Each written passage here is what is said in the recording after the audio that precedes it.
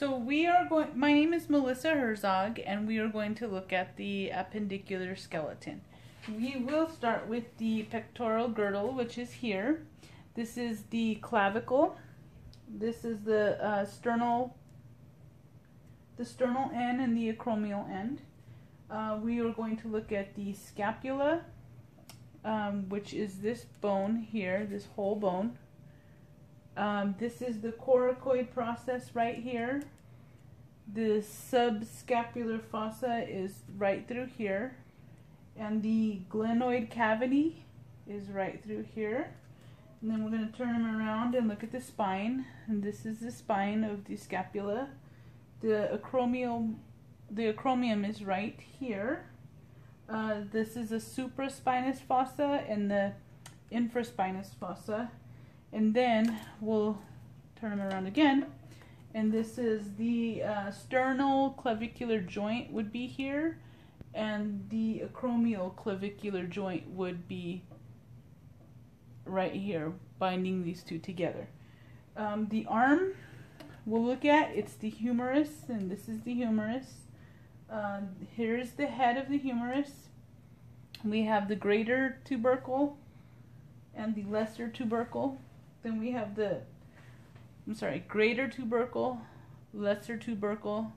We have the deltoid tuberosity. The coronoid fossa is right through here. It articulates with the tibia. The depression is there so that the tibia can flex. The capitulum is here, right there. Capitulum trochlea is right here, right there. The olecranon fossa would be this depression here, which also articulates with the tibia. Now we'll look at the forearm. We're going to look at the ulna, which is this bone here. So the ulna, the olecranon is here on the ulna. Okay. The coronoid process would be right through here, with the exception of this piece because it's not normally there, but the coronoid process would be right through there. The styloid process is right down here. It's a lateral kind of point. Let's take a look at the radius. This is the head of the radius. This is the radial tuberosity and the styloid process here. Now we're going to look at the carpus.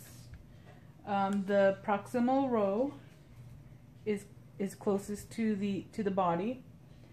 We have the scaphoid bone right here, this big one. The lunate, which is next. Then we have the triquetral here, and the pisiform bone here. Now we're going to look at the distal row, which is through here. And we're going to look, this is the hamate, the capitate, the trapezoid, and the trapezium. Okay. The bone that forms a joint with the pollex, which is the thumb, is the trapezium here. Okay.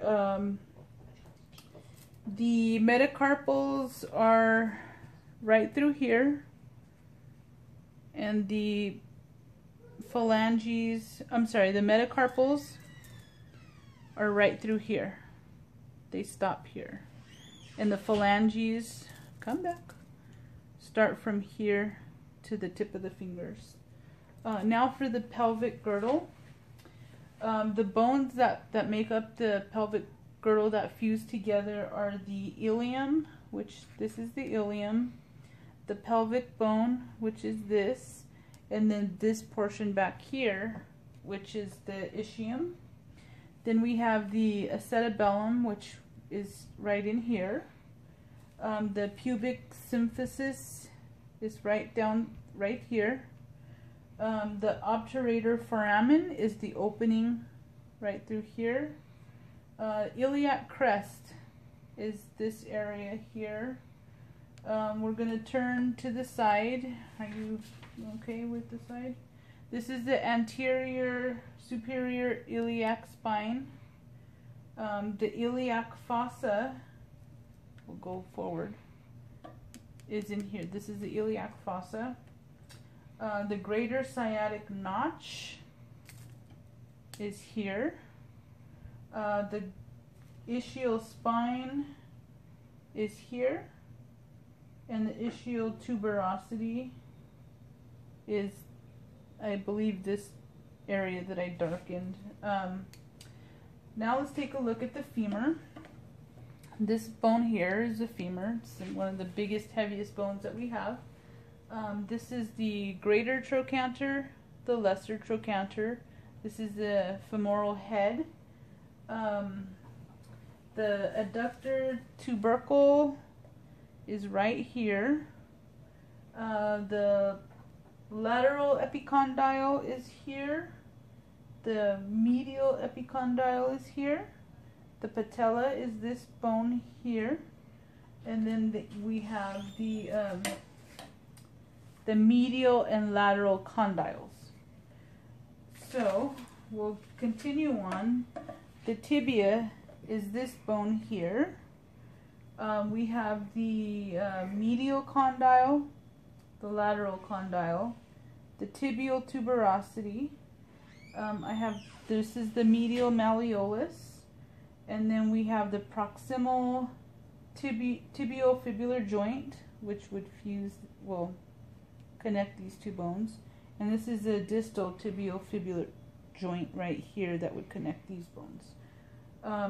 Now we have the fibula head. This is a fibula.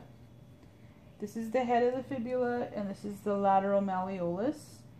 And for the foot, we have the talus, which is here.